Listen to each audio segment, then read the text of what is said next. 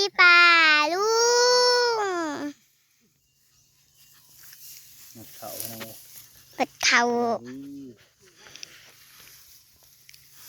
มัดเข่าย่ำช่วยจะสิเตียง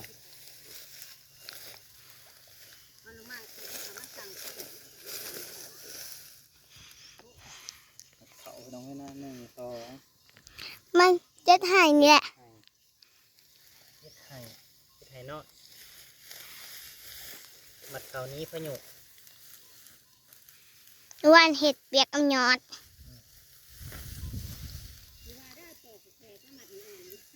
หัวตกเป็นโบนกตกเยอะเลยตัวหนึ่งในห้องไฟจะถึงมาในใส่ตกแค่จักให้อ่อนๆมันมาตรงนี้มันอ่อนบ่รอดบ่จักเขาจะมาอีกคืนครับหนึ่งมาหาเกี่ยไปยังบ่มาหาอีกบ่คืนเลยเขายังสวยใกล้ชิแล้วอะไรนี่กะเห็นกันเลยเห็นเลยเมื่อเลยตัวได้สามห้าเรานี่โปนงัวเขาก็ได้กินทางเรียกเขาเจ้าอยู่3 ไห่ 4 ไห่เท่านั้นนะ4 ไห่เกี่ยวน้ำล้างหมู4 ไห่น้อยพิษะกับนี้พิษะเกี่ยวกับพิษะพิจาร หัวก็ได้กินแถวนึง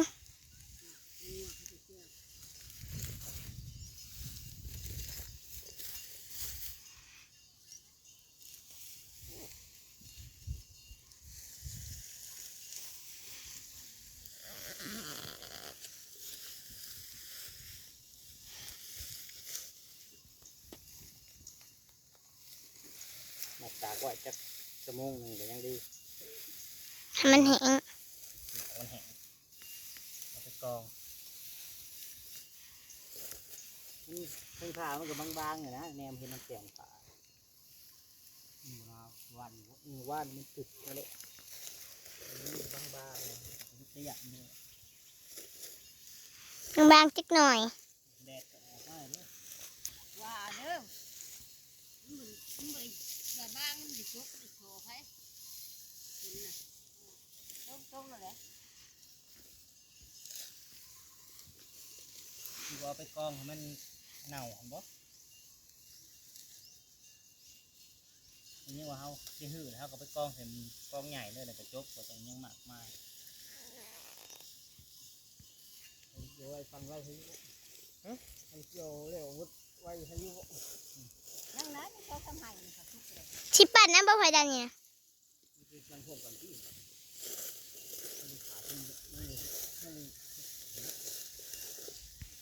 บ่ได้ขาฉะนั้นที่มีแต่แล้วทุกๆอยู่ปั่นแต่ว่าใครจะมาปั่นให้หน่อยเดียว4 ไห่จ้ะ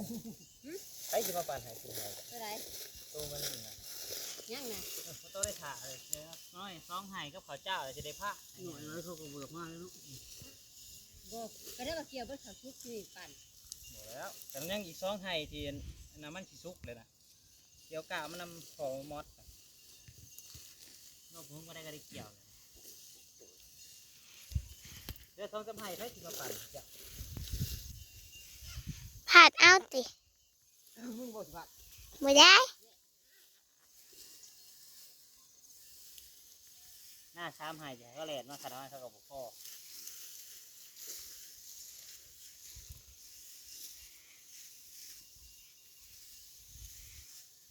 ทำเกินตัวเราเกินอะไรในหน้าขังออกเลยเขาว่าไอ้เนี่ยหาพวกไทยปั้นเขาไทยเดียวเพราะว่าเขาที่กระสอบหนึ่งโล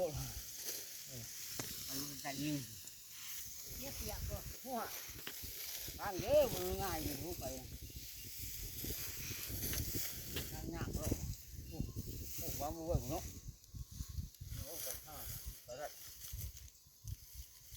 เอาไทยเดียวไปเคยไปนู่นทุกคืนไปอยู่ว่า สุ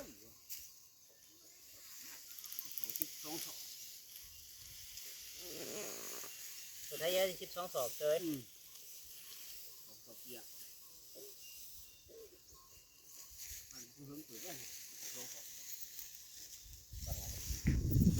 ทีนี้ว่าอาจจะก่อนคำปั๊บ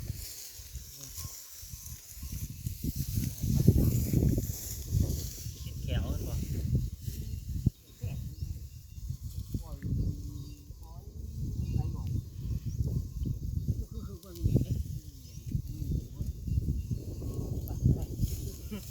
โอเคเนาะนะแล้วออกมาเป็นหมัดเลยว่าเออออกมาเป็นหมัดโอ้เดี๋ยวมึงอยากไร เ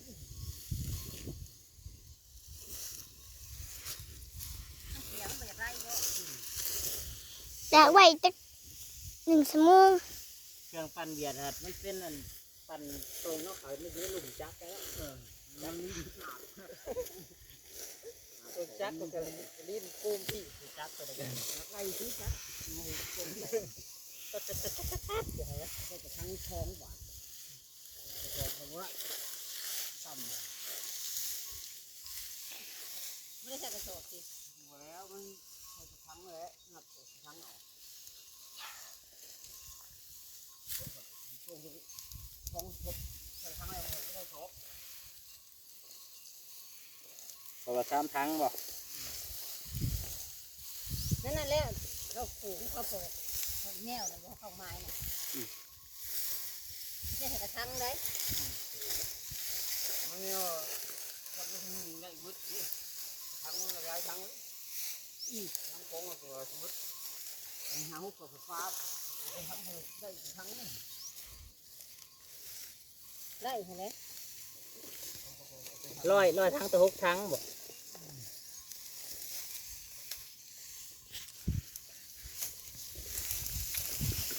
ผมร้านมันห่วยทำมันโกงเขาเลย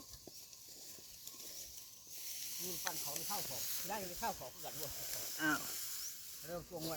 ละลายเลยนี่น้ำเลื่อยนะ ไปเขาได้ซ่าสอบ เขาไล่เยอะแบบจ่อลงอย่างไรกันแล้วเจ้าก็ลงน้ำหมดเดี๋ยวมีลงน้ำมันเก่าโอ้โหปุ๋ยหายปุ๋ยเลย หากบบ่ปุ๋ยกันเลยมึงให้แน่ได้กบตัวบักใหญ่หนึ่ง อะไร ให้ตัวดีดอันกอง มันเขาเมาอยู่ป่ะมันจะโหดผ้าเขาเห็ดร่วมกับมึกเนี่ยมันมากก็เร็วปุ๊บเอาขึ้นที่เดียวด้านวันนี้จะเข้าห้าเพี้ยนจะเร็วด้านป่ะเถอะนี่ก็โถ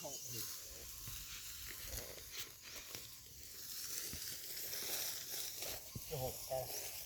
เขาบอกให้เอาขุนฟ้องไปนี่คือด้านวันนับเนาะเขาเลยได้ยังวันนับด้านห้อยปัจจุบันนี่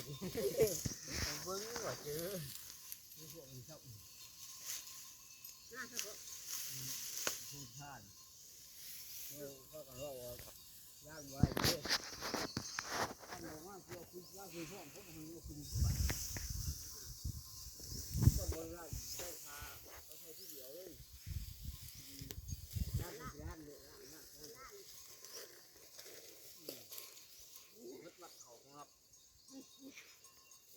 ด้านมัดกันง่ายกลับมาคุณเนยคุณจะไปยืนยังไงเขา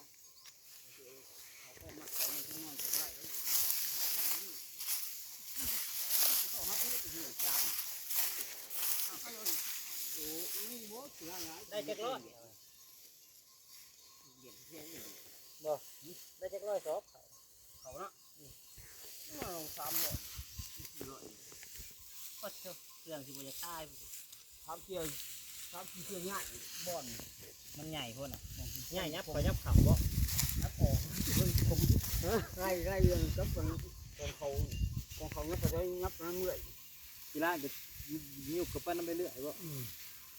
เขาจะให้ล่างเลยก็บ่ได้โอ้หาล่างเสียเดียวเริ่มแล้วส่งเลย เพิ่มให้ง่ายอีก ตอนนั้นก็โจมตีอยู่บ่ดิแปลมากครับบ่ล่ะตัวนี้หายไปแล้วตรงแต่ง ถุงแต่ง นี่ของตามเสื้อง่ายกันเลยอันนี้ปั่นขอเอาไป เราร้ายแล้ว ทั้งนั้นเลยเราปั่นรอบเดียวนะร้อยกระสอบของตามเสื้อง่าย ให้มันถึงหน้าเราผม นี่นะเข้าไปน้ำตีนะคนแม่น้องก็เขาของอะไรโอ้ใคร เจ้าก็หลุดกรอบนี่สิทำมาจบทุกวันจบของเขา ลูกค้าสิ โอ้ย เต็ดบ่เสียงเสียง พักอยู่บ่ใหญ่ตอนเต่าเลยน้องนี่ใหญ่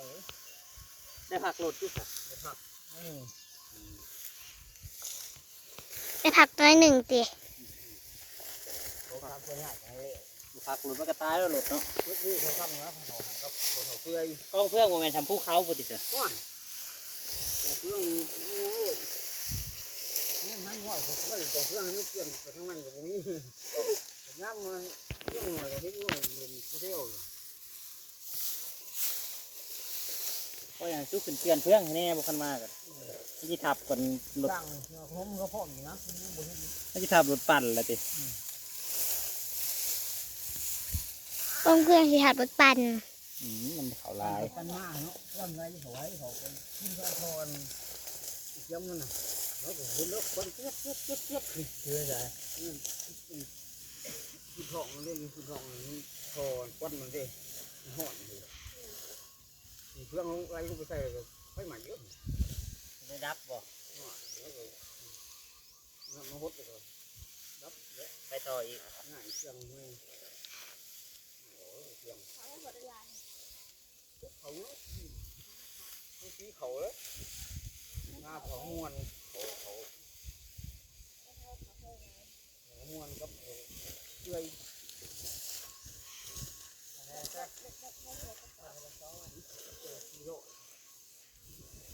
ของเห็ดเดียวม้วนมันจะไม่เห็ดน้ำม้วนมันจะ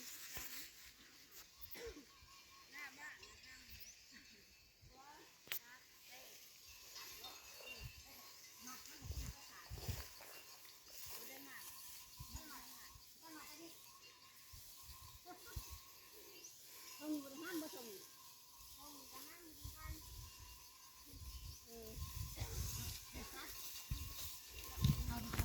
จะกี่ไซแล้วพี่น้องบรรยากาศยามสวยๆตอน11 โมง 12 โมงแล้วใกล้สิเที่ยงเนาะ